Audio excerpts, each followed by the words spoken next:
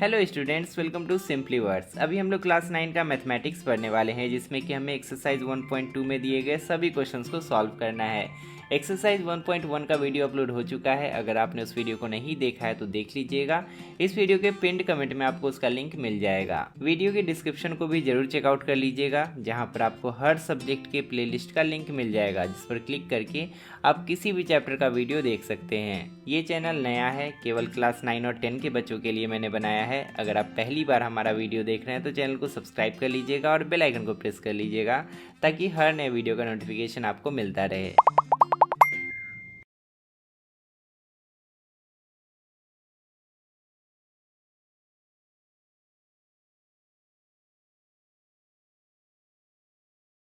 सबसे पहले क्वेश्चन में कहा जा रहा है, state whether the following statements are true और फॉल्स, जस्टिफाई योर आंसर्स। हमें बताना है कि ये सभी स्टेटमेंट सही हैं या गलत है। साथ ही साथ हमें जस्टिफिकेशन भी देना है कि अगर हम सही कह रहे हैं तो क्यों और गलत कह रहे हैं तो क्यों। पहला स्टेटमेंट है, every irrational number is a real number. जितने भी इर्रेशनल नंबर होते हैं वो रियल नंबर भी होते हैं। सबसे पहला वीडियो कॉन्सेप्ट वाला, जिसमें कि हमने इस वाले फ्लो चार्ट को अच्छे से स्टडी किया था, हमने पढ़ा था कि रियल नंबर्स के सेट में रैशनल नंबर्स भी आते हैं और इर्रेशनल नंबर्स भी आते हैं। मतलब सबके सब रैशनल नंबर्स भी रियल नंबर्स होते हैं और सबके सब इर्रेशनल नंबर्स भी रियल नंबर्स होते हैं। इस हिसाब से हमारा स्टेटमेंट सही हो जाएगा। Every irrational number is a real number. Her rational number real number होता है, इसीलिए यहाँ पर हम ट्रू लिखेंगे। दूसरा स्टेटमेंट है, every point on the number line is of the form root m where m is a natural number. Natural number क्या होता है? नेचुरल नंबर होता है काउंटिंग नंबर्स, मतलब 1 2 3 4 5 6 अप टू इन्फिनिटी। इन्हीं सबको कहते हैं नेचुरल नंबर। इसमें कहा जा रहा है कि नंबर लाइन पर जितने भी नंबर्स होते हैं सभी नंबर्स को रूट m के फॉर्म में लिखा जा सकता है, जहाँ पर m के जगह पर क्या आएगा? m के जगह पर कोई ना कोई नेचुरल नंबर आएगा। तो चलिए एक नंबर लाइन ड्रॉ करते हैं और इस पर कुछ ऐसे पॉइंट्स बनाते हैं जिनको रूट m के फॉर्म में एक्सप्रेस किया जा सकता है। उसके बाद हम ये भी जानने की कोशिश करेंगे कि क्या कोई ऐसा भी पॉइंट है जिसको रूट m के फॉर्म में एक्सप्रेस नहीं किया जा सकता है। अगर कोई ऐसा पॉइंट मिल गया तो ये स्टेटमेंट गलत हो जाएगा, क्योंकि ये कह रहा है कि हर पॉइंट को रूट m के फॉर्म में दिखाया जा सकता है। एक पॉइंट यहाँ पर दिखा देते हैं, 1 को रूट m के फॉर्म में लिखा जा सकता है, √1। उसी तरह हम 2 को भी एक्सप्रेस कर सकते हैं, इसको लिखा जा सकता है √4। उसी तरह हम लोग 3 को भी एक्सप्रेस कर सकते हैं, इसको लिखा जा सकता है √9। लेकिन क्या नंबर लाइन पर यही सारे नंबर्स हो सकते हैं? नहीं, इनफाइनाइट नंबर ऑफ नंबर्स हो सकते हैं। 1 और 2 के बीच ही तो इनफाइनाइट नंबर ऑफ नंबर्स आपको मिल जाएंगे। यहीं पर कहीं आपको √2 भी मिल जाएगा, कहीं पर आपको √3 भी मिल जाएगा, जिसका एग्जैक्ट वैल्यू होता है 1.414 और 1.732। ये सब हमने कुछ ऐसे नंबर्स लिखे हैं जिनको रूट m के फॉर्म में हम एक्सप्रेस कर सकते हैं नंबर लाइंस पे, लेकिन सभी नंबर्स को रूट m के फॉर्म में एक्सप्रेस नहीं किया जा सकता है। एग्जाम्पल के लिए अगर हम यहाँ पर लिख दें 1.2, तो 1.2 को आप रूट m के फॉर्म में एक्सप्रेस नहीं कर सकते, क्योंकि कोई ऐसा नेचुरल नंबर नहीं है जिसका अंडर रूट करने पर 1.2 आता हो। आपको 1.44 को रूट के अंदर डालना पड़ेगा, तब आपको 1.2 मिलेगा। 1.2 भी नंबर लाइन पर है, लेकिन इसको रूट m के फॉर्म में नहीं लिखा जा सकता है। इसको हम रूट m का फॉर्म तब मानते जब यहाँ पर 1.44 के जगह पर कोई नेचुरल नंबर होता। ये तो बस एक पॉइंट हमने ऐसा ढूंढा जिसको रूट m के फॉर्म में नहीं लिखा जा सकता है। इसके अलावा बहुत सारे ऐसे नंबर्स हो सकते हैं नंबर लाइन पर जिनको रूट m के फॉर्म में नहीं लिखा जा सकता है। और क्योंकि ये स्टेटमेंट कह रहा था every point on the number line is of the form root m, इसीलिए इस वाले स्टेटमेंट को हम लोग फॉल्स लिखेंगे। तीसरा स्टेटमेंट है, every real number is a irrational number.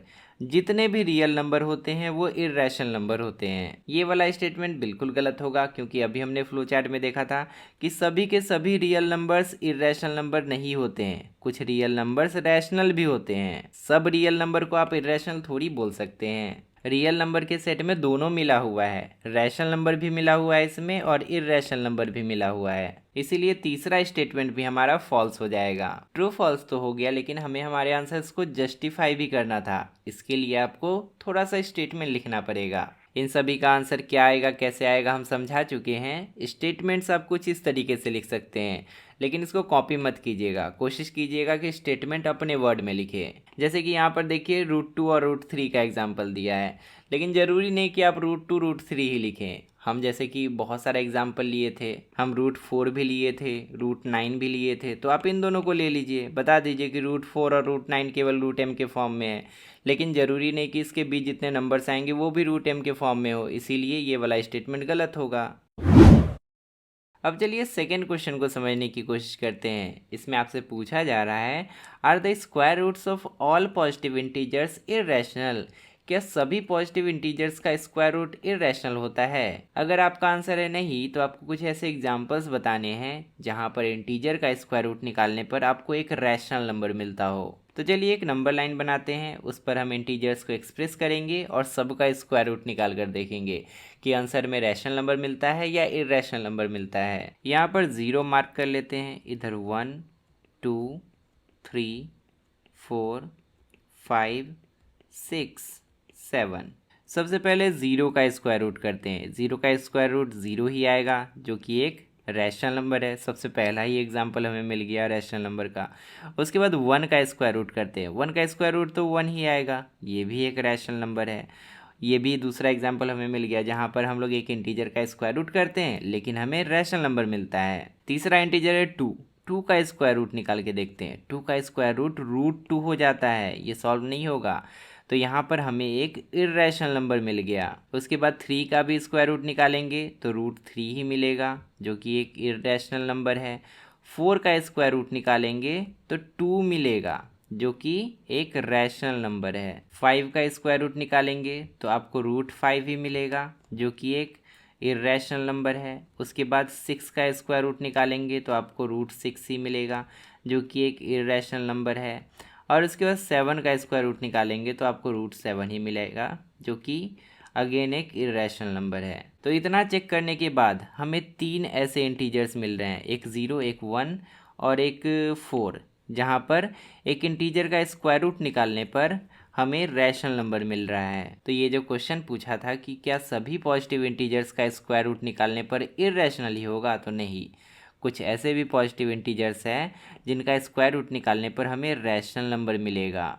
एक स्टेटमेंट आपको लिख देना होगा, square roots of all positive integers, यहाँ पर ऑल होगा, ठीक है। Square roots of all positive integers are not irrational. सभी पॉजिटिव इंटीजर्स का स्क्वायर रूट इरेशनल नहीं होता है। फॉर एग्जांपल √4 भी तो एक पॉजिटिव इंटीजर है, उसका रूट निकाले तो हमें एक रैशनल नंबर मिला, which is a rational number. इसीलिए ये वाला जो बात पूछा गया था इसका आंसर होगा नो, और इसका रीज़न यहाँ पर हम आपको समझा चुके हैं। तीसरे क्वेश्चन में कहा जा रहा है, show how √5 can be represented on number line. √5 को नंबर लाइन पर कैसे रिप्रेजेंट कर सकते हैं। इसको सॉल्व करने के लिए आपको ज्योमेट्री बॉक्स का यूज़ करना पड़ेगा। यहाँ पर देखिए हमें √5 को एक्सप्रेस करना है नंबर लाइन पर, तो सबसे पहले हमें एक ऐसा ट्रायंगल बनाना पड़ेगा जिसका विकर्ण यानी कि जिसका हाइपोटेनियस √5 हो। अब हमें राइट एंगल ट्रायंगल बनाना है, तो एक ऐसे रफली राइट एंगल ट्रायंगल बना लेते हैं। अब देखिए इसका हाइपोटेनियस √5 होना चाहिए, तो ये दोनों साइड्स क्या क्या हो सकते हैं। अगर हम एक साइड को 1 सेंटीमीटर कर दें, या बिना यूनिट के लिखते हैं, एक साइड को 1 कर दें और एक साइड को 2 कर दें, तो देखिए हाइपोटेनियस आपको √5 मिल जाएगा। हाइपोटेनियस निकालने के लिए क्या फॉर्मूला लगाते हैं, वही करते हैं ना, इसका स्क्वायर प्लस इसका स्क्वायर और उसका रूट अंडर कर देते हैं, मतलब 1 का स्क्वायर प्लस 2 का स्क्वायर और उसका रूट अंडर कर देंगे तो हमें h मिल जाएगा, हाइपोटेनियस मिल जाएगा। तो देखिए वही आ जाता है, √5 ही आ जाता है। 1 का स्क्वायर 1 प्लस 2 का square 4 is equal to √5। Main यही चीज़ है, आपको जो भी नंबर यहाँ पर दिया गया है उसको हाइपोटेनियस पे डालिए और उसके बाद ये दोनों साइड्स का पता लगा लीजिए। Question solve. अब एक नंबर लाइन सिंपली ड्रॉ करना है। नंबर लाइन ड्रॉ करने के बाद आपको देखिए इधर 2 यूनिट्स है ना, तो 0 यहाँ पर होगा मान लीजिए, उसके बाद 1 यहाँ पर होगा और 2 यहाँ पर होगा।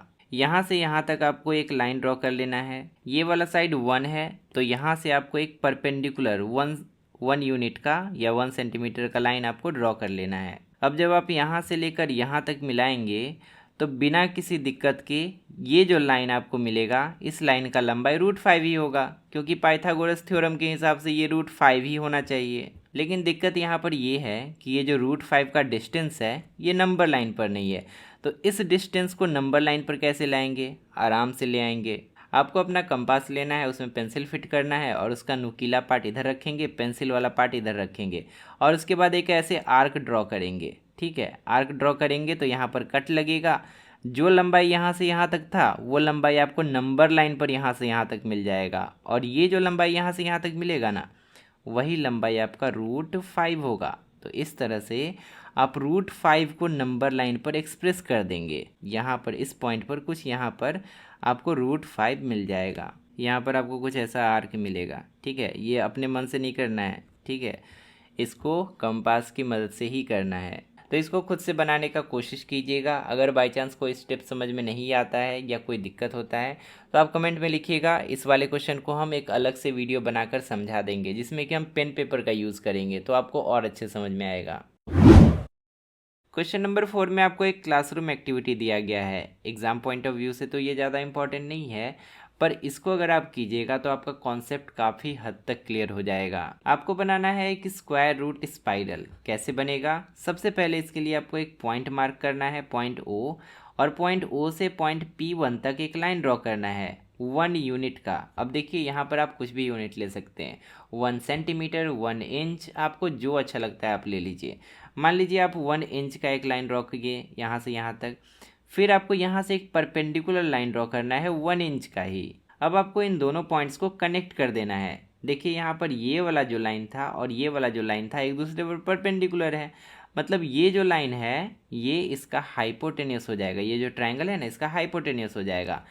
पाइथागोरस लगाइएगा, यहाँ पर 1 है, यहाँ पर 1 है, तो आपको ये वाला जो लेंथ है ना √2 मिलेगा। अब आपको इस वाले लाइन सेगमेंट पर फिर से 1 इंच का परपेंडिकुलर ड्रॉ करना है और इन दोनों को मिला देना है। इधर √2 है, उधर 1 है, इन दोनों को पाइथागोरस वाला फॉर्मूला में डालेंगे तो ये लंबाई आपको √3 मिलेगा। उसके बाद ये √3 वाले लाइन पर आपको फिर से एक 1 इंच का परपेंडिकुलर ड्रॉ करना है और फिर यहाँ से यहाँ तक मिलाना है। ये वाला √3 हो गया, इधर फिर से 1 ही लेना था। अब ये वाला जो लेंथ है ना आपको √4 मिलेगा। इसी तरह आपको कई सारे लेंथ मिलेंगे और ये लेंथ धीरे धीरे आपको बढ़ता हुआ दिखेगा। यहाँ पर 1 था जिसको कि आप √1 भी लिख सकते हैं, उसके बाद √2 आया, फिर √3 आया, फिर √4 आया, फिर √5 आएगा, फिर √6 आएगा, फिर √7 आएगा और एक स्पाइरल आपको बनता हुआ दिखेगा। इस वाले फोटो में देखिए यहाँ पर जैसे स्पाइरल बना हुआ है, कुछ ऐसा ही स्पाइरल आपका भी बनेगा। इस स्पाइरल को हम लोग स्क्वायर रूट स्पाइरल बोलते हैं, क्योंकि यहाँ पर सभी नेचुरल नंबर्स का स्क्वायर रूट हमें दिख रहा है। यहाँ पर स्क्वायर रूट ऑफ 1 है, यहाँ पर 2, यहाँ पर √3, √4, √5, √6, इसी तरह √17 तक यहाँ ड्रॉ किया गया है। तो फाइनली हमने एक्सरसाइज 1.2 के सभी क्वेश्चंस को कंप्लीट कर लिया। अगर आपको एक्सरसाइज 1.3 का भी सॉल्यूशन चाहिए तो कमेंट में लिखकर बताइएगा, हम उसको भी जल्दी से जल्दी अपलोड कर देंगे। लेफ्ट साइड में क्लिक करके आप मैथ्स का प्लेलिस्ट ओपन कर सकते हैं, जहाँ पर आपको हर एक्सरसाइज का सॉल्यूशन मिल जाएगा, और राइट साइड में क्लिक करके आप अगला वीडियो देख सकते हैं। फिलहाल इस वीडियो में इतना ही, मिलते हैं अगली क्लास में बहुत सारे नए टॉपिक्स के साथ। तब तक के लिए अपना ध्यान रखिए और अच्छे से पढ़ाई करते रहिए।